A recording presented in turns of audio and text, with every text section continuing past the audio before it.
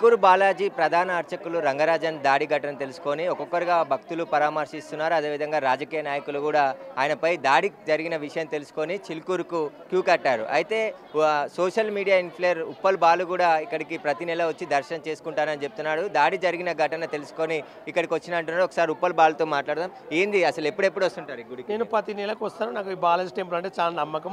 ఎందుకంటే ఇక్కడ ఏమైనా కోరికలైనా నిజమైతే. ఇంతకుముందు నేను 2 కోరికలు మొక్కాను. నాకు ఎప్పుడు వచ్చినా కంపల్సరీ నా అనుకున్న గోల్ అన్నట్లు నేను ప్రతి నెల వస్తాను. అంటే నాకు ఏమన్నా బాధ ఉన్న ఏమైనా జరిగిన వస్తాను. పూజారి కూడా చాలా మంచి వ్యక్తి, బాగా రెస్పెక్ట్గా ఆయన కూడా బాగా మాట్లాడేవాడు. ఎప్పుడు వచ్చినా బాగా దర్శనం చేసేవాడు, బాలను పలకరించేవాడు. కానీ ఇలా కొట్టిండ్రని తెలిసినందుకు షాక్ అయినా, నేనే నమ్మలేకపోతున్నా.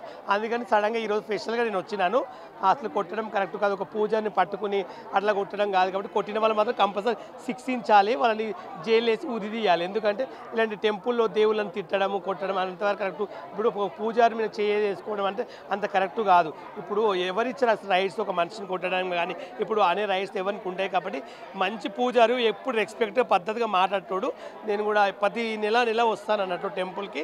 అసలు తెలిసినందుకు ఇప్పుడే కేటీఆర్ కూడా వచ్చిపోయిండు. కేటీఆర్ కూడా చూసినా చాలామంది వచ్చిపోతున్నారు. కంపల్సరీ ఆయన వాళ్ళని కొట్టిన వాళ్ళని శిక్షించాలని మనస్ఫూర్తిగా కోరుకుంటున్నా. ఎందుకంటే ఇది తెలిసినందుకు నాకు కూడా బాధ. పూజారి అయితే మంచి క్లోజ్ ఫ్రెండ్. నాకైతే ఎప్పుడు వచ్చిన దర్శనం చేసి మంచిగా మాట్లాడేవాడు, మంచి పలకరించేవాడు.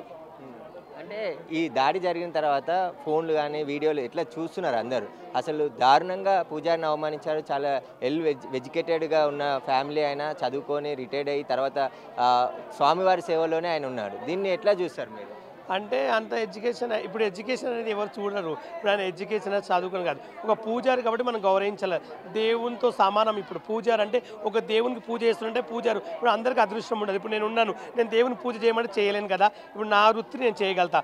ఆయనకు ఆ అదృష్టం కలిగిందంటే ఆయన దేవుంది అదృష్టమైన. కానీ అట్లా కొట్టి హింసించడము అలా చేయడం ఎంతవరకు అయితే నిజంగా చాలా తప్పు అన్నట్లు. ఒక పూజారిని కొట్టడం నాకైతే నచ్చలేదు. ఎందుకంటే అంత మంచి వ్యక్తిని ఆయన ఏమన్నాడు, ఏమన్నా దోచుకున్నాడా, లేక ఏమైనా బంగారం నుంచి ఏమైనా దోచుకున్నాడా, ఏమైనా పూజలు ఎత్తుకపోయిండా, లేదా ఏమైనా మోసం చేసిండా? ఇప్పుడు మోసం చేసిండా, ఆయన ఇలా చేసినట్టే కొట్టినా ఒక ఉపయోగం ఉంటుంది. ఆయన ఏం చేయండి అలా కొట్టడం నాకు నచ్చలేదు. కాబట్టి వాళ్ళని శిక్షించాలని మనస్ఫూర్తిగా కోరుకుంటున్నాను. అయితే ప్రతి ఒక్కరు కూడా ఇక్కడికి వచ్చి పరామర్శిస్తున్నారు.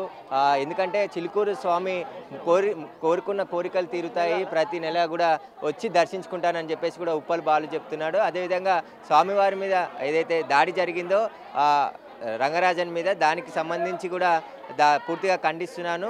ఎవరైతే దాడికి పాల్పడ్డారో వారిని కఠినంగా శిక్షించాలని చెప్పేసి కూడా కోరుతున్నానని చెప్పేసి కూడా ఉప్పల్ బాలు చెప్తున్నాడు. కెమెరామెన్ హరీష్తో సురేష్, బిగ్ టీవీ, చిలుకూరు నుండి.